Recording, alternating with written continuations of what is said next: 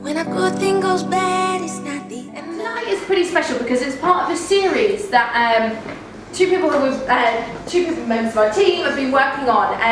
Lights of Soho is about bringing creatives inside, kind of regenerating Soho in terms of the creatives bringing a spot for people to come and work and play and talk and network and have a lovely time.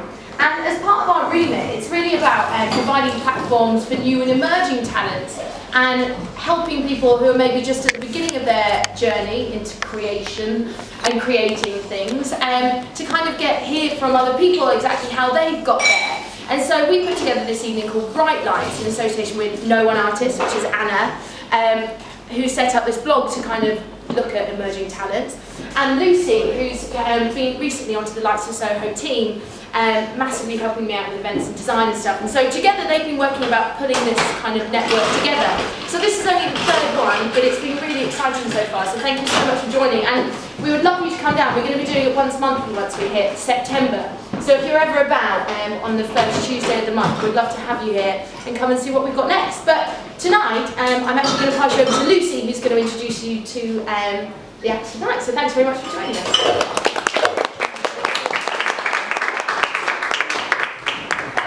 Got such a projected voice, but I'd like to welcome Will McNicol to the stage.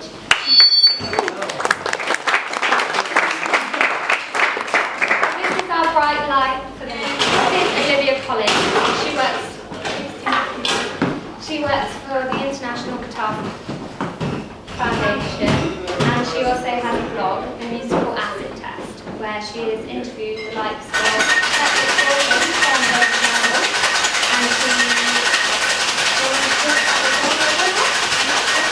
Thanks, Lucy. Yeah, thanks, Lucy. I think so. Cool. My blog was basically born out of graduating from a music degree and not having anything creative in my life, and therefore just needing something to vent and talk about music and analyse music, having been around musicians all my life. So it's kind of gone from there really. It's just been me just chatting about different albums and different styles and that kind of stuff. So yeah, tonight I'm going to be chatting with Will. So yeah, maybe you'd like to tell us a little bit about what you are and what you do. Yeah, okay, so I guess, people describe me as a fingerstyle guitarist, which essentially means I play guitar with my fingers, and you're going to think to yourself, well, doesn't everyone do that? But it's the difference between playing guitar with a plectrum or a pick, or playing with your fingers or your fingernails, and that's kind of broadly where I've ended up. But I did actually come from a classical background. Started when I was 6 years old, with a tiny little half-size guitar, barely knowing what I was doing, and then kind of slowly worked my way up through the grades, started composing my own tunes, kind of performing as much as I can, composing as much as I can, and now I found myself here in Lights of Soho. So it's kind of been a bit of a kind of bizarre journey throughout my life, but I've been enjoying myself. Great. Well, we're all here to kind of learn a little bit more about that bizarre journey, as you describe it, and sort of learn how you got to where you are from being 6 years old and starting classical. So I started when I was 6 at school, just purely because a few of my friends decided they wanted to learn an instrument, and we just got together and said, right, what are we going to learn? We'll learn guitar. And I was the only one who lasted past about a year of that, because everyone else was complaining that their fingers hurt. Because when you're 6 years old, and I do a lot of tuition as well, I teach 6-year-olds and 7-year-olds, your fingers are tiny, and the pain element is actually quite a big deal at that age. But I managed to kind of stick on through it, and kind of started doing my kind of classical training, classical grades for the first few years at school, purely. Didn't do much performance. In fact, any kind of school performances that I did do were very, well, I didn't really much enjoy it. They basically had to kick me onto stage. I was so nervous, kind of shaking by the wings. But, from then, it picks up a bit of momentum, I guess. Brilliant. And then what happened from school onwards? Did you study music? Did you, did you go on to the degree level? Or? So I guess a changing point for me was when I was about 14 years old, and I saw a guitarist called Antonio Forcioni, who was this Italian acoustic guitarist who was just a phenomenal player. And he was the first guy I saw to use the acoustic guitar in many kind of weird and wonderful ways. use it percussively, use it with some interesting techniques that I've never seen before, and that's when I started kind of writing my own music alongside the kind of classical training that I was doing. And then from that I kind of took my music further. I did the classical grades all the way up with diplomas from Trinity College in London, did the Associate Licentiate Fellowship there whilst writing my own music. Then after I finished school I went on to university. I actually studied design at university because I figured I needed a backup plan, because I know that music isn't really the most stable of career choices. So I figured having a backup plan would be great. And I kind of naively thought that design was a solid career choice, but actually I don't know what my friends who've gone into the design world have found out it's not such a solid career choice. But yeah, so I did that whilst I was doing diplomas at Trinity College, and I was doing my degree in Plymouth. I was writing my own material, so it was quite a kind of busy time in my life, I guess. So were you kind of always that guy during pre-lash, pre-drinks that they called upon to play guitar, or was it quite a secret hobby? No, it wasn't a secret hobby, but I did hate those moments where... where... sick of it? Yeah, they were, yeah. No, so those situations where you end up in a party and there's a guitar in the corner of the room, I was the guy who was going to call upon to provide entertainment and prompt you, which I really, really hated. There was nothing worse in my life than that at that point, because the fact of the matter is I didn't really play many songs that people knew, and people really wanted the Wonderwalls and all of those kind of things. Showing your age, right? Huh? Showing your age. No, people still love Wonderwall, right? Yeah. So, you know, I tried to kind of avoid those situations as best I could, because in those situations all I really wanted to do was sit down and play some Bach, which wouldn't have gone down well. Not at all. So from then on, you know, what happened? So you graduated from Plymouth with your design degree. What happened from there on? You know, did you get a job in your field, or did you just sort of move back home like a lot of graduates and just sort of have a bit of a mild panic of I'm not using it anymore? Yeah. No, there was one thing that happened whilst I was at uni in Plymouth in 2011. I won that Acoustic Guitars of the Year competition, which kind of was a bit of a turning point, I guess. There was a lot of publicity off the back of that. So tell us a little bit, Matt, a little bit about how you ended up playing, or you know, what happened that enabled you to get that award. So I basically Google searched guitar competitions, As all good musicians do, and saw that the Guitars magazine was running this, and I knew a lot of my friends had been involved in this competition, and a lot of kind of colleagues of mine, some people I really looked up to and admired, had gone through that kind of competition process.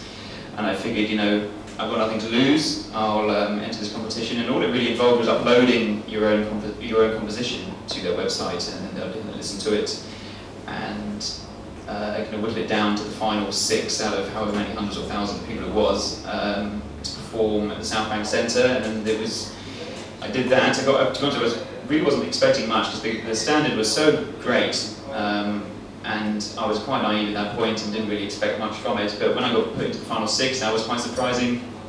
And when I ended up on stage in the South Bank Centre, which was by far the biggest gig that I'd done to that point. I mean, just playing in that room was just enormous, it was just fantastic, but I heard all the other players, and I was thinking, you know, this has been a great experience, but everyone else is like, just shit loads better than me, there's no way I'm going to win this. And then when they did actually announce my name as being the winner, I was like, well, blimey, you know, really genuinely didn't expect it, and from then got a bit of publicity off the back of that. So. It's always going to be a really great venue to have on your CV, like so many artists that play South Bank Centre. I mean, think about the whole Meltdown Festival that's going on at the moment, which David Byrne is programming. So, you know, things like that are so exciting. Like, you know, 2011, you've had that on your CV since then. What happened after that? What was the most exciting venue you moved on to from there? I suppose the most exciting thing that moved on from there was playing in Zimbabwe. I guess that was particularly exciting because I'm very taken by African music, as you'll hear when I do a little bit of a performance later. And when I went over to Africa for the first time a couple of years ago to this festival, that was particularly exciting purely because it was just such a vivid experience on so many levels. I mean, the people over there were so lovely. The audiences were particularly different to British audiences. I've always found British audiences to be quite reserved in their kind of feedback sometimes, whereas in Africa the audiences are just, well, they just start dancing immediately, you know, and getting a British audience at an acoustic gig to start dancing is like nigh on impossible. Here's some amazing music over there, very inspirational. So that's been a particular highlight, but there's been a lot of things that have happened since 2011 which have been, really interesting and kind of shaped my kind of sound, I guess, compositionally. But that African experience was particularly great for a number of reasons, really. And coming home with this kind of tune inspired by that was fantastic. And then going back out there with the drummer as well that I've been working with was also a really wonderful experience. And kind of being treated a little bit like a rock star over there, because I don't get treated like a rock star over here. And they were kind of saying, we're doing a radio interview with them over there on their equivalent of Radio 1. And they were kind of asking me, what is it like to be famous? And I was like, you're really asking the wrong person here. Like, I'm famous in like one city in Zimbabwe, which is kind of like quite a niche. So I'm guessing the drummer you worked with in Zimbabwe was Luke Selby, is that right? That's correct. So recently you've done quite a lot of work with Luke. Yes, over the last couple of years I've been doing a lot of work with this drummer called Luke. We released an album together, inspired by music from around the world, and there was a bit of a concept behind that, because I've always been inspired by music from all over the place, really. And in our live shows, we started doing this thing where we started skipping across continents. So we'd do some music from North America, we'd do some music from South America, we'd skip over to Africa, to Europe, and all that kind of stuff. And it started becoming almost like a little world tour with one gig. And we really enjoyed that as a concept, so we tried to boil that down and try and translate that into an album, which we kind of recently released earlier this year. And that was a kind of fascinating experience, trying to get that album to work as some kind of coherent thing, because we're doing quite a difficult thing to get working live anyway, but in the studio as well. It's quite challenging. So we had to think very hard, because usually if you see a drummer and a guitarist, you always expect to see a bassist.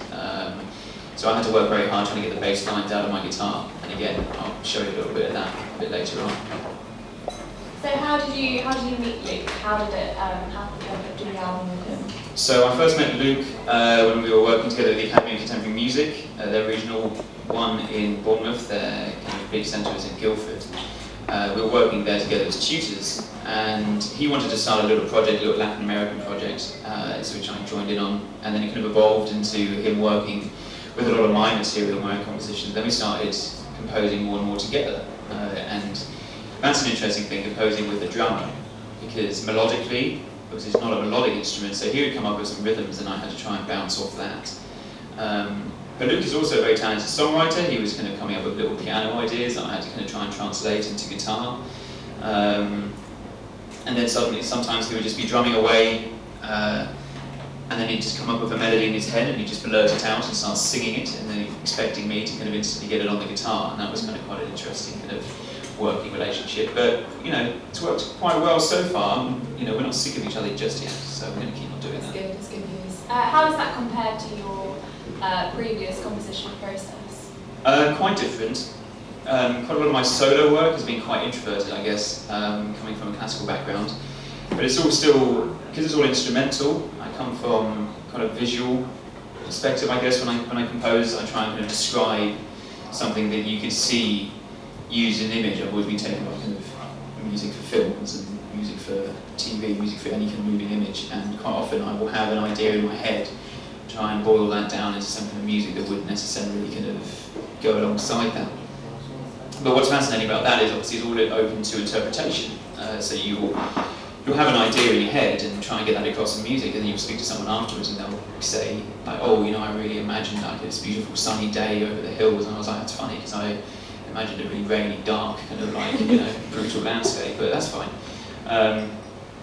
So yeah, not having lyrics and not spelling out the meaning behind tunes gives quite a lot of freedom for interpretation.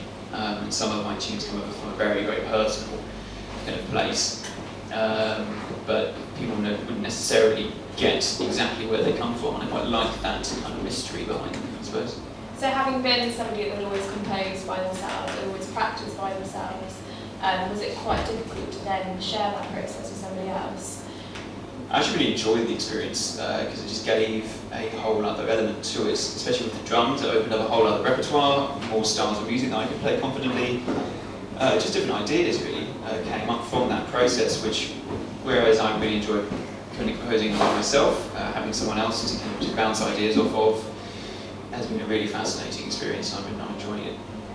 Did you find the move from compositional technique of the classical world to the contemporary world quite different, or did you never really sort of look into it from a classical background? Yeah, I never really looked into composing from a classical background. I actually kind of find composing to be a quite liberating experience coming from a classical background, because it was very much regimented, like this is how you must do this thing, this is how you must do this other thing. And composing your own music, no one can tell you how to do it. You can basically just do your own thing, and if someone says, well, you know, I think you should have done that, you're going to go, well, screw you, this is my thing. But you know, when you're playing like a piece of Bach or a piece of Mozart or something, someone can come up to you and say, well, I don't think it should be played like that, and you're probably going to go, yeah, no, fair enough, you probably do know a lot more than me about Bach and Mozart. I didn't get too into that side of things, so it was quite liberating, even just from a technical point of view, being able to stand up while playing, because obviously classical playing, you're very kind of like strict in the way you sit. It's all quite still, and then seeing Antonio and just moving around the stage with his, you know, just complete freedom, and that was quite liberating as well, really. So I just found it almost like a welcome relief, maybe, from the classical world. I think that's quite interesting. I mean, a lot of artists that are now in the contemporary world, having been born from a classical background, sort of still find themselves sort of sitting back. And I know if I ever do sort of compositional work and I get to a point where I'm a little bit stuck and I think, where should this go? I would always think, if I compare it to a Bach chorale or something, I can, you know, see patterns in there that would perhaps make me want to use a more theoretical and analytical way of musicality. But you've sort of said the opposite. You've you sort of seen it as a freedom. Yeah, that's sort of right. breakaway. Do you not ever sort of feel sort of drawn back to that? Do you ever sort of sit down, analyse what you've done, and sort of think, this is the stepwise movement? You know, this is a change to the dominant key. This is a change to this key. Do you feel it like that, or do you think that your ear has got so good that it's just not really necessary anymore? Which, you know, can happen, of course. Yeah, I guess it's just not really something that I consider. I don't compose with pen and paper in my hand. I don't compose from a theoretical point of view straight away. I've always composed from, with using my ear, I guess. But I would often kind of then, write down and start transcribing my music, and that's when I start realising these kind of more the theoretical stuff, because I do enjoy that side of things. And then if I'm writing for different instruments as well, so I've done some writing for orchestra, some writing for violin, cello, all of that kind of stuff. Then you've got to think a little bit more carefully about the theoretical side of things, because something that works well on the guitar and you like the sound of the guitar does not necessarily translate very well to a violin or a cello, so you've got to kind of really think hard about that. I remember when I first did my first kind of guitar concerto, I guess, one moving guitar concerto when I was at uni, and I'd written it out as basically this, I'd written the guitar solo and then written the orchestral part around that, and I got it to be performed by the university orchestra at that time. And I remember the first rehearsal where I was stood in front of this kind of room of about 50 musicians, all with my music in front of them, me at the front of my guitar, and I was absolutely bricking it, because I was kind of thinking, like, I've just come from a guitarist point of view and just written these kind of violin parts, brass parts and everything, and there was a few people just kind of frowning at the page going, what the hell is this? Like, we've never seen anything quite like this before. So that was a massive learning curve, because little things that you don't necessarily always think about when you're playing one instrument are very important when you're playing another. Simple things like bowing angle and bowing direction of the string parts was something that I hadn't written in, and it's something that's very much needs to be written in, because if you ever see an orchestra and the proms or something playing, you'll notice all the kind of violins and violas all have this beautiful, kind of as if they're kind of one unit moving together. There's no kind of crossing over, one person going down, one person going up, and then when I was seeing this orchestra in front of me and everyone was doing different things, I was like, oh shit, I've really messed up. So I kind of went back and kind of rewrote these parts to add in all of this detail that I hadn't necessarily thought of at first, and then that process of learning how to write for other instruments, I needed to think a lot more theoretically. I think I was a little bit haphazard at first and just used my ear. It's a really brave way to compose though. I mean, thinking of all the amazing guitar concertos out there, and it's really sort of the pièce de résistance, isn't it, of most guitarists, to think of like a Rodrigo guitar concerto or something like that. I think it's quite a brave leap for somebody that's composed contemporary music. I think it shows a lot of sort of strength of character. Do you think, Or stupidity, perhaps. well, perhaps, naivety, yeah. But do you think that you've kind of used that? Do you ever think, I've practiced I've tried to compose for an orchestra, how can I then incorporate that into my composition for guitar and pick out other sounds that might be in, you know, the orchestral sound world? Yeah, definitely. I do try and think of the guitar as an orchestra when I'm writing for it. I'm writing the bass parts separate to the harmony parts, separate to the melody parts. Trying to keep it quite coherent in that sense is quite enjoyable, because it's a very multi-textured instrument. There's a lot you can do with it if you put your mind to it. But I certainly think, in hindsight, kind of going from just having written solo guitar music to then writing for full orchestra was perhaps a bit of a big jump to make. Even for an instrument with such a wide tessiture, it's quite a jump, isn't it? It is quite a jump. What advice would you give to people that have gone from your background and are looking to do this, you know, similar kind of thing, looking to write their own music, having only kind of sat down in their room with their guitar? I mean, writing guitar music, I think, is just something that you just need to kind of try out, really, and keep it simple. And I really enjoy a good bit of composition tutoring, and I think a lot of people do feel quite nervous and don't really know where to go, but actually the simplest things are always the best. And when I'm doing workshops and talking about how to you know, first write your own chord sequence, I think keeping it simple is where you start, and then you can actually make quite a lot out of that. So even if you had a very simple 4-chord sequence, within that chord sequence you can kind of come up with melodies very easily. And if you just think about it in a slightly different way around, people are quite surprised with how much they can actually come up with. It's just about kind of trying to free yourself from the shackles of knowing that this is how, for example, you play a G chord like this, and there's no other way you can do it, this is it. But if you do just think about it and voice it in a slightly different way, you'll find different melodies come out. So I think giving people a bit of freedom in that sense would probably be the biggest bit of advice. Yeah, definitely. I think I sat in on a masterclass that Will did earlier this week about his creative process, and it was sort of really interesting to sort of see that blend of your contemporary life and also your classical background, whereby even though perhaps you were using chord structures which were applicable to new starters, you were still able to sort of talk, you know, find this inversion of this chord, pick out this sound, make it more interesting. And that is really the basis of somebody that's starting out, I think, as a new composer. It's not feeling afraid of using a chord progression that perhaps has been used before, and just making it more and more intelligent, because there's definitely things that you can do that nobody else has ever done. Yeah, that's a very good point, and yeah, it's true. It's true. You can get a lot out of these kind of simple chord sequences. I remember the very first thing that I'd ever written, really, I remember kind of just starting to try and string together some kind of chord sequence that I could call my own, and doing this upstairs in my bedroom. And you know, I think I remember my dad. My dad was a musician himself and knew a lot about that kind of side of things. He used to lecture in music, used to manage the Albert Hall in London and all of that, so he knew his stuff. So he'd hear me trying to desperately string together this chord sequence or whatever, come marching up to my room, to burst into my door and just say, "Will, it really doesn't sound like you know what you're doing." And you know, although that was quite a harsh thing, I guess, in hindsight for it to say, it's true, you don't really know what you're doing at first, but then he kind of went on and gave me some hints and tips and taught me the importance of a good tune, a good melody, how you can get a lot out of a melody, how it can be quite simple to use a really simple melodic idea and just make the most of it.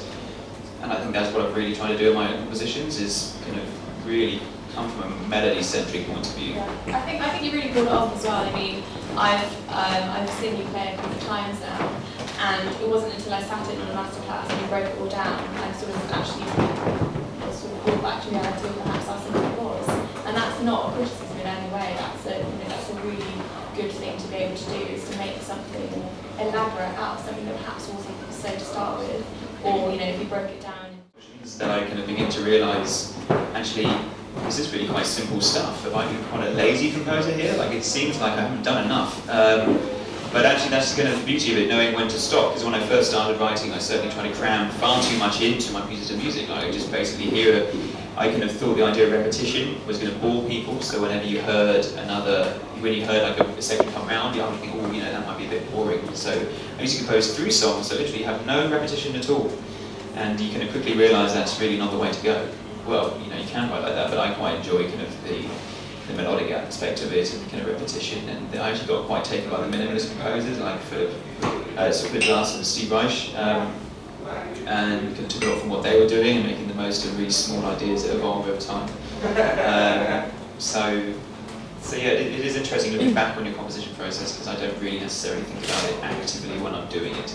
We've obviously been influenced by a lot of guitarists, so if you think back on other guitarists that have been influenced by women's composers, people like Terry O'Reilly that massively influenced The Who, you know, it's there, you know, it's that classical understanding, that theoretical knowledge that's obviously come through in able to make you a contemporary artist.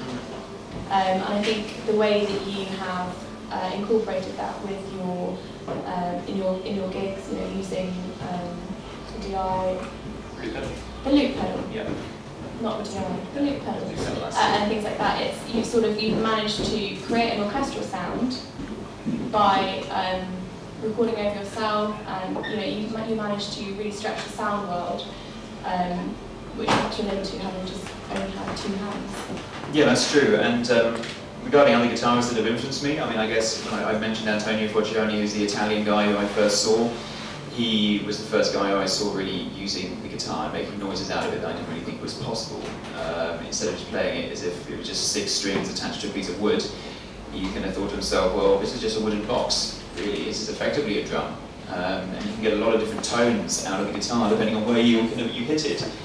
Similar to that, like everything, looking at every single part of that guitar, if someone just looked at it, you think, right, you've got your strings and you've got your frets, and that's about it for the playing side of it. But Antonio kind of approaches it in the fact that you've got a whole lot of instrument there. Why not try and use as much of it as you can? And in some of the music that I play, I try and use everything that's available to me, both on the guitar and then kind of electronically. I try and keep things relatively simple, but I do use a loop pedal occasionally, and having the freedom to build up textures and kind of walls of sound in kind of an orchestral way is quite a again, I find it quite a liberating thing to be able to do.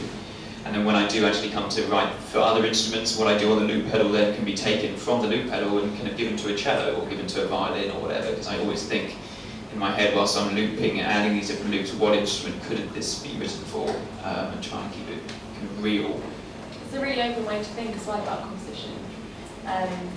So tell us a little bit about gigging experience. You're doing quite a lot of that. Have you ever had a really bad gigging experience live on the loop pedal? There have been a few moments with the loop pedal. I don't know how many people are familiar with the loop pedal in the audience. It's becoming quite a ubiquitous thing. If you see like Ed Sheeran on stage, when he's doing a solo gig, you almost certainly see him using a loop pedal. The one that I use is actually the one that Katie Tunstall used. She was one of the players who really kind of brought that into the mainstream, I guess. But as you could probably guess, when you do a loop, it's going to go round and round and round, and if you mess up the timing, if you add in something wrong, it's just going to keep on coming back to haunt you. You know, there's no way of getting rid of it. There's nowhere to hide the loop pedal, really. And if you get something slightly wrong, get the timing slightly out, it's going to start kind of getting worse and worse and worse and worse. And there's been one thing happened live where I do a thing where I sing into the guitar. Where it's got microphones in it, and I took a deep breath, a little bit of sawdust came out of the guitar, lodged in the back of my throat, I started choking, and then the choking got looped, so then this kind of horrible choke just kept on coming round and round and round and round. I was like, Jesus, what do I do in this situation? Because usually I have these kind of get-out clauses where I kind of think, right, if this happens, this goes wrong, then I can do this, but that really threw me. I didn't think to myself I'd ever choke into my guitar. Luckily, the audience found it quite funny. So I thought, you know what? A nice percussive. Yeah, I just basically started, screw it, let's just beatbox for the rest of it. No, I just kind of just went with it really, and it became part of this tune. I didn't want it to be part of the tune, but it was like, well, it's here now, so let's make the most of it. It was a unique gigging experience, one I hope doesn't repeat itself. Yeah. The art of blagging. That's right. It's a wonderful thing. Just looking at the time, do you think we should do some Q&A? Should we wrap this up? Perhaps somebody might want to ask Will some questions. Ask him a little bit more about his development as an artist. Yes. I will. Hello. Obviously, your inspiration and your creative process is fascinating, more importantly, unique. I can't wait to hear you play. I want to know where are you going? What's the next sort of step in your long journey? Yeah, so I mean, at the moment I'm doing this project with this drummer. Obviously, in that we want to explore that more, because the idea of doing a little tour around the world within a gig, I really love doing that. and we want to explore that further and further. But there's a lot of legs in that, really, because there's a lot of regions we haven't visited yet, and I like the idea of taking on even more influences and try and visit all these different places. And that's one project from that idea, but also I quite like the idea of pushing myself from a compositional point of view. A recent collaboration I did with another guitarist called Chris Woods, we decided, what if we put a real time constraint on something? Because usually, sometimes when I'm writing, a tune can take like a year or two before it's done. Sometimes it can take a couple of weeks, so it's very kind of open-ended, unless I'm working to a deadline of some sort. And we thought, what if we just go away for a weekend and write an 8-track EP of duets, and we will write it and record it in just a weekend. Whatever happens, it's 48 hours. We have to release. Like, we're just going to give ourselves a bit of a. We did that, and that was really interesting and really liberating. So, like that idea of kind of pushing yourself a little bit with kind of composition as well. That's something I kind of would like to push a little bit further. Cool. Cheers. Anybody else? Oh, can I ask Olivia a question? Yes. How did you get into like interviewing and reviewing?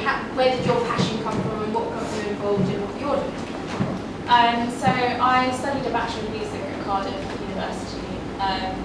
It was, in comparison to people that study in conservatoire or music college, it's very analytical, it's quite mathematical, and that's really what I was drawn to. It meant that I was always spending my time around people that also wanted to listen to the up and timer and work out, how many semitones there were. It's a really crazy thing, but we just can't help it. And I think when I graduated, and I just had to go into the first job I found, which just so happened to be at Jack Wills in Cheltenham, and it just was not suited to my personality whatsoever. I just felt really restricted and really lost, having not had all these people to talk about really geeky things about and to sort of mathematically analyse every single song that was on the playlist. So I just sort of thought, right, well, I'm just going to write, I'm just going to vent, and I'll just, just do that. And I kind of thought, nobody's going to read it, it doesn't really matter. And so that's basically what happened. I just kind of, that was in 2012, and it just kind of went from there. I just would hear stuff that I liked, write about it, go to gigs that I liked, write about it. And then just sort of one thing led to another, and I moved to London. Met a few people, did some interning, and just ended up meeting loads of people that had the same interests as me. Anyone else? Will, you mentioned Ed Sheeran and Katie Tunstall. I was just wondering who your biggest inspirations were growing up. Who really inspired you to sort of pursue your career in music? Yeah, so I guess when I was growing up, I was kind of exposed to a lot of classical music, I guess, in inverted commas, through what my dad was doing and through kind of that kind of classical guitar route. But in the more kind of, I guess as well, when I was kind of learning classical, alongside of that, I was really inspired by some of the slow hand blues players like Eric Clapton and Stevie Ray Vaughan, guitarists along that line, people who knew how to kind of get the most out of their instrument by doing quite, relatively simple things, not kind of just shredding up and down, as some guitarists do. I've never really been kind of that inspired by that side of things. And then more recently, I've quite enjoyed hearing people like Newton Faulkner and how he's taken his career, because he's another guy who's getting a lot out of his acoustic guitar, but in a very different way, approaching it from a singer-songwriter perspective rather than an instrumental point of view. So when I hear him live, I get a lot of inspiration from that, because I hear someone who's kind of coming at it from a similar point of view, but taking it in a different direction. So people like Newton and Ed are great to see. Cheers. No problems. Is that it? Are we good? Happy days. Well, thanks very much for listening to us drone on a bit. I think we're going to take like a 10-15 minute break, and then I'm going to play some guitar for you guys. Thanks very much.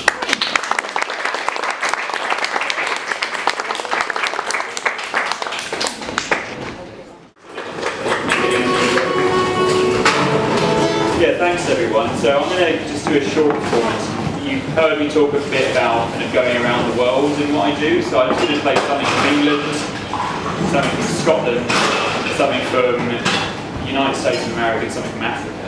And hopefully you'll hear the differences between them. That's it.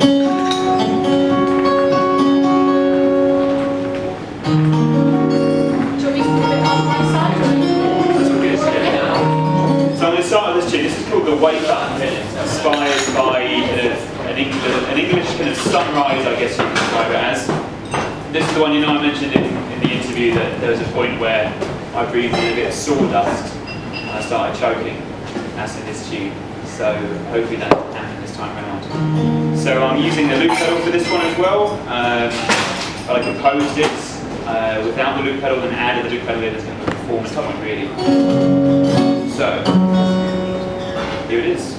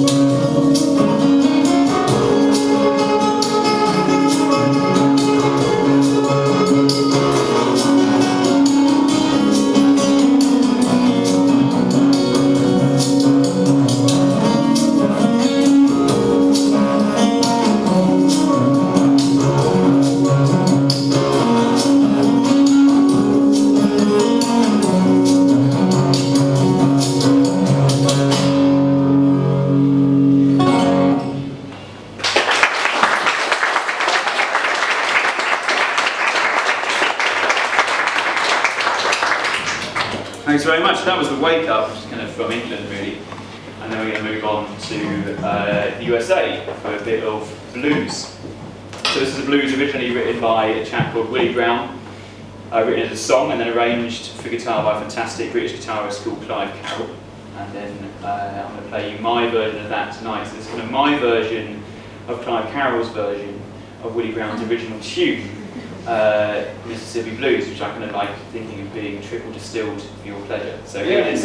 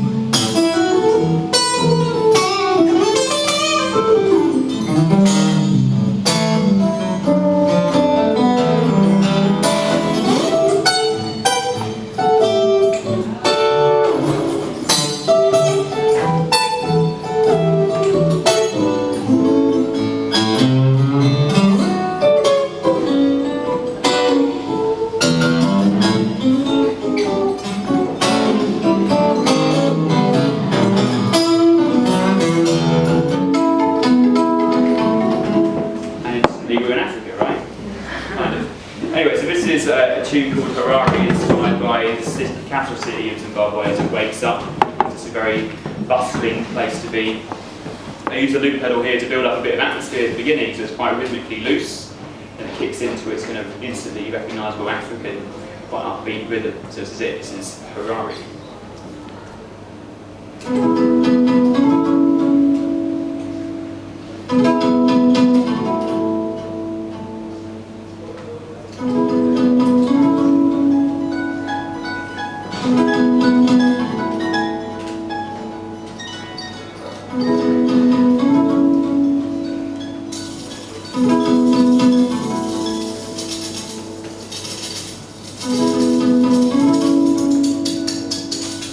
Thank you.